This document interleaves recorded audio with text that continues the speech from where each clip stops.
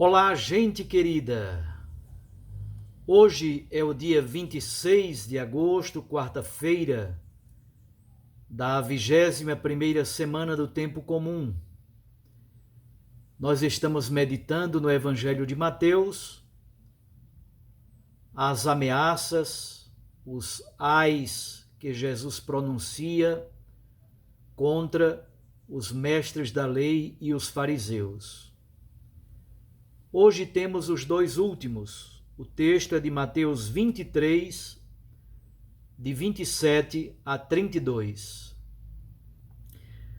Naquele tempo disse Jesus: Ai de vós, mestres da lei e fariseus hipócritas! Vós sois como sepulcros caiados. Por fora parecem belos, mas por dentro estão cheios de ossos de mortos e de toda podridão. Assim também vós, por fora pareceis justos diante dos outros, mas por dentro estáis cheios de hipocrisia e injustiça. Ai de vós, mestres da lei e fariseus hipócritas!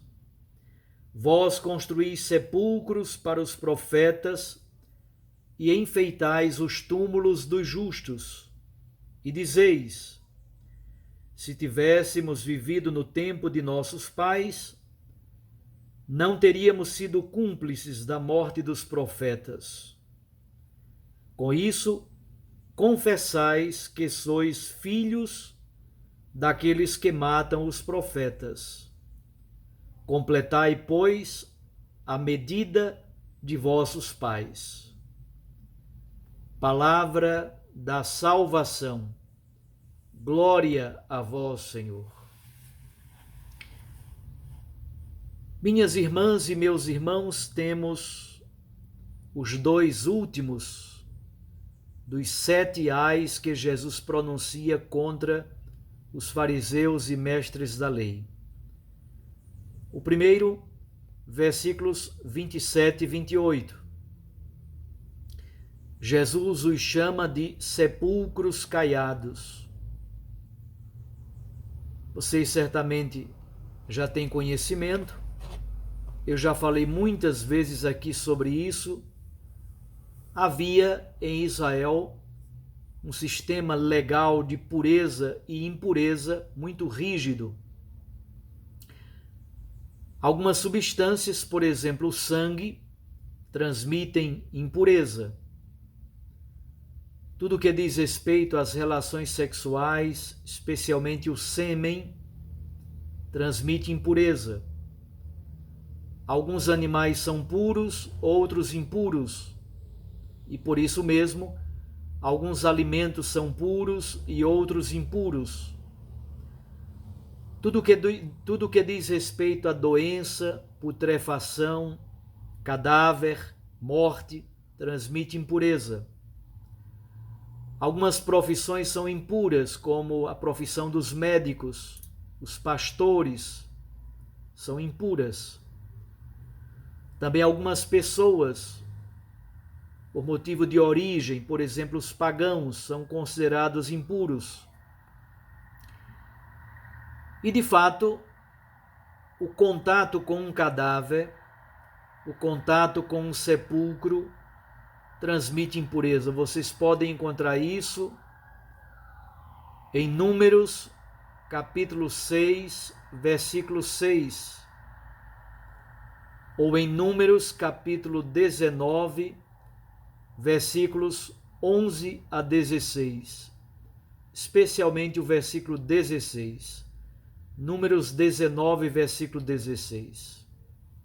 Então, o contato com os túmulos, os cadáveres, transmite impureza. É por isso que os túmulos eram pintados com cal, eram caiados, para serem branquinhos e serem vistos de longe e evitados, exatamente porque eles transmitiam impureza. Jesus então aproveita para fazer uma comparação. Ora, o sepulcro por fora, caiado, pintado de branco, aparentemente limpo e belo. mas por fora tudo está cheio de ossos podres e de todo tipo de nojeira. Essa é a comparação que Jesus faz com os mestres da lei e fariseus. Por fora parecem justos, intocáveis, por dentro cheios de hipocrisia e de injustiça. O segundo ai que Jesus pronuncia tem a ver também com túmulos, mas muito mais no sentido de monumentos, de mausoléus.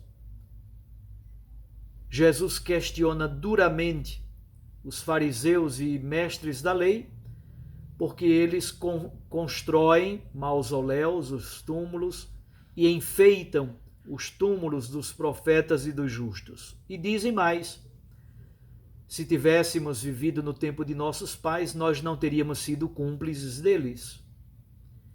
Isto é, Jesus questiona fariseus e mestres da lei, porque eles são filhos daqueles que matam os profetas. No mundo bíblico, no mundo semita, ser filho de significa ter a mesma identidade do Pai.